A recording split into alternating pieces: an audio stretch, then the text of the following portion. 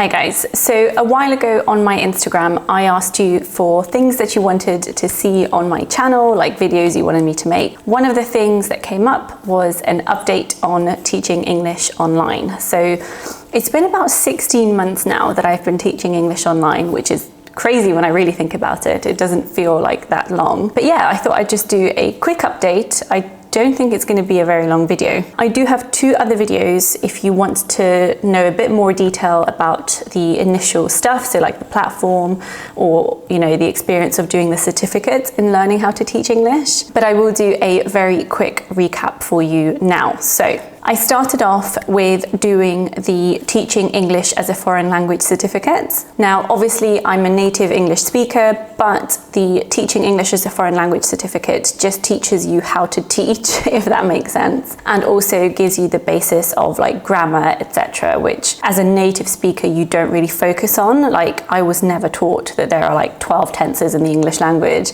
in school, so it was interesting to see that. Now, I personally don't really teach grammar. I do a little bit because I can tell you how something is meant to be said, but in terms of explaining the tenses and when to use them, a bit rusty. So on my profile, I do say that I don't really focus on things like exam prep and learning the tenses and things like that. So the majority of the students that I have are more conversational students, which is partly why I charge less. If I was going to be teaching proper grammar and going through that kind of teaching, I would charge more. But because the majority of the lessons are just conversational and learning vocabulary and how to say things and how to be a little bit more fluent, I'm just happy to charge less because it's pretty much a pleasant conversation and I'm earning a little bit more money on the side through it. So in terms of the questions that I do get asked a lot in my DMs, one of them is, how easy is it to actually find students? From my experience, it's really, really easy. There are so many people worldwide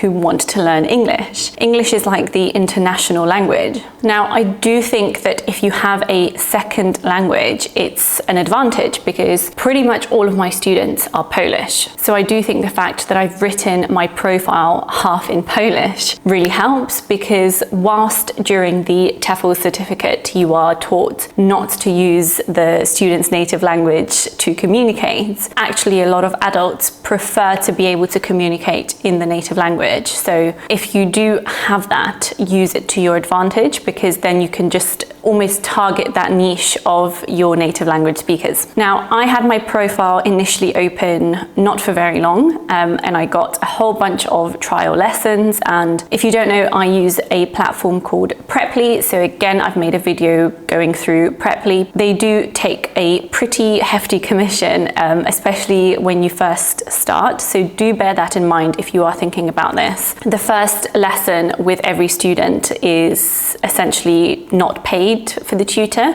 So Preply take 100% commission for it. That was a bit rubbish, if I'm honest. But, you know, they do help you find students and they do prepare all your lessons. So I'm not as fussed about the commission because I don't have to spend my own time preparing materials as such. I can just log onto the platform and talk to people. Now, I essentially took on a lot of trial students because I didn't think that the majority of them would convert into regular students, but they did.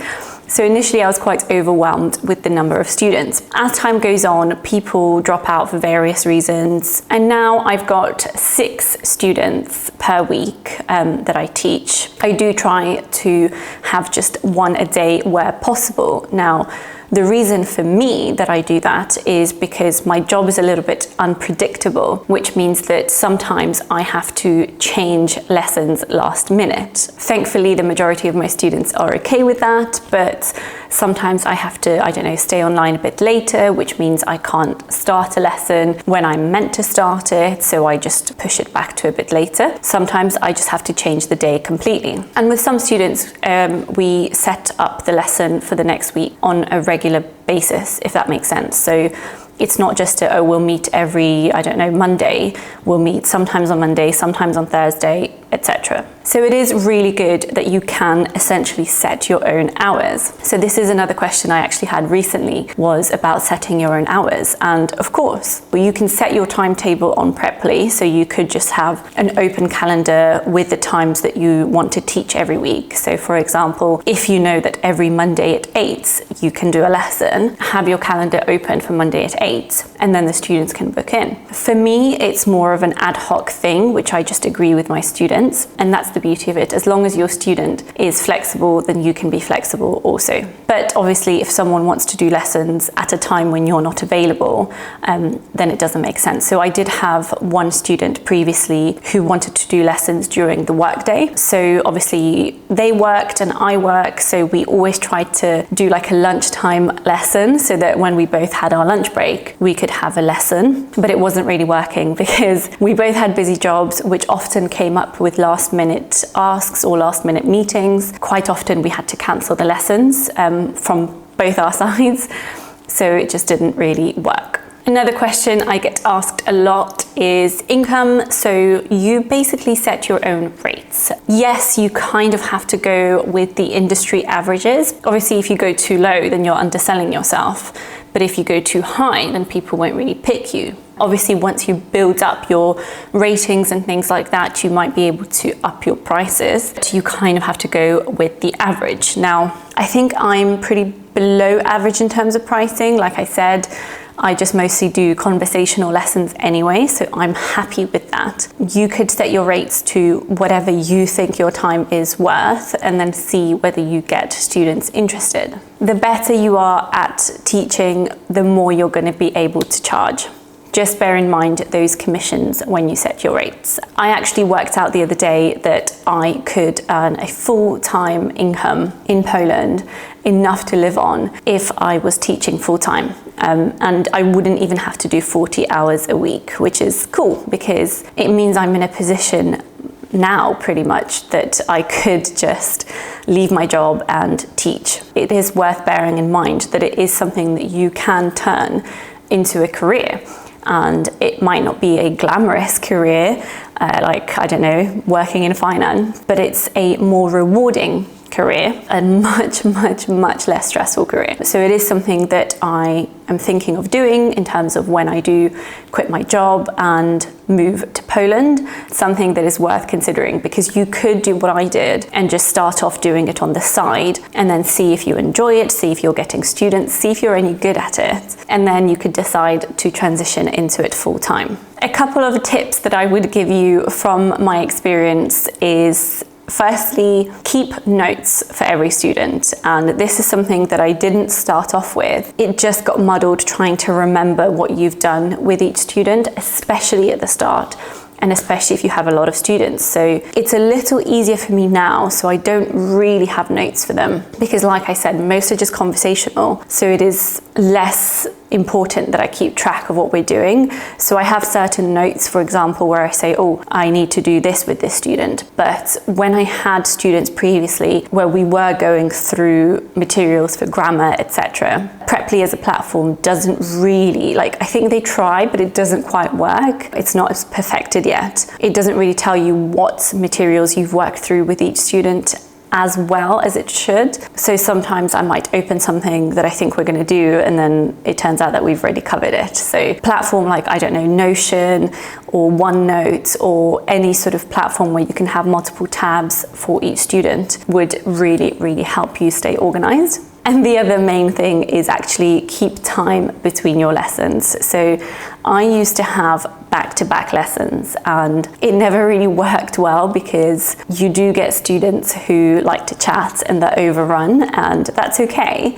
I mean, obviously you could be very strict and be like, sorry, we have 1 minute left, I'm going to stop. But because my lessons are conversational and it matters to me that my students keep up the fluency, I don't really want to be like sorry, can you stop talking right now? My lesson's over. If I run over by 5-10 minutes, it doesn't matter. And yes, that decreases my pay rate, but I'm not really doing this full time. And for me, student satisfaction is more important. So yeah, basically don't do one lesson straight after another. I always give myself now half an hour. So like I said before, I try to schedule one lesson a day. Where I can't and I have to move lessons and have 2 lessons in one day, for example, I will have half an hour in between, so that even if I overrun by 10 minutes, I've never overrun by more than 10 minutes, but even if I overrun by 10 minutes, I've got 20 minutes in between to grab a drink, nip to the loo, maybe grab some food, something like that. So yeah, definitely do that. The other thing I would say is be prepared for getting additional students through your students, if that makes sense. So one way that I've grown my student base is that I've had, I think it's 3 students refer other people to me, which is great. But had I still had all those students that I got from Preply at the start, I would be kind of struggling to do this on the side now, just because obviously I've still got my full-time job and I still got the YouTube channel and the other things I'm doing. If you transition to doing this full-time, it's great because you can easily then grab more students. Just something to be aware of. The final thing that I keep getting asked is whether you need to be a native speaker to teach English, and the answer is of course not. You do not need to be a native speaker. It helps, and a lot of people want native speakers as their tutors, but if you are good, it doesn't really matter. The thing that matters is that you connect with your students, that you know what you're talking about, and that you can teach them. There are multiple platforms. There are still a couple that I want to try, but again, just because I already barely have time for the students that I have, I'm not venturing into new platforms. But when it comes to doing this properly and making this my main source of income, I will try the other platforms, because there are platforms like Cambly where they have priority hours, for example, where they have these windows where they have the most students online. And if you just mark yourself as available and you sit there and wait, you may get inbound calls. So students may call you and then maybe they become a full-time student, well, not a full-time student, but a regular student. Or if no one calls you during that hour, they still pay you for 15 minutes. So I think that's a good way of boosting your income if you do this. Well, actually, it doesn't really matter whether you're doing it full-time or part-time.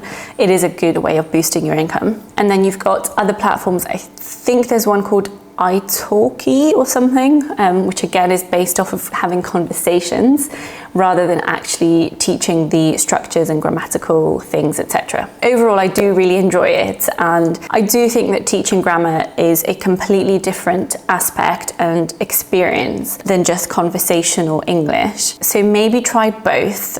Make sure you do put in your profile which you prefer to do and everything like that, because you don't want students who just want grammar and you can't really teach it properly, because then you'll just get bad reviews. So make sure you're very clear on your profile about your preference. I absolutely love it. I think it's really far less stressful than my day job, and it's great to see that it is something that I can make a stable income from and set my own hours, which is great. Okay, I think that's all I wanted to cover. If you have any other questions that I haven't covered, just pop them in the comments below and I'll do my best to answer them. Otherwise, thank you so much for watching, and I'll see you in the next video. Bye.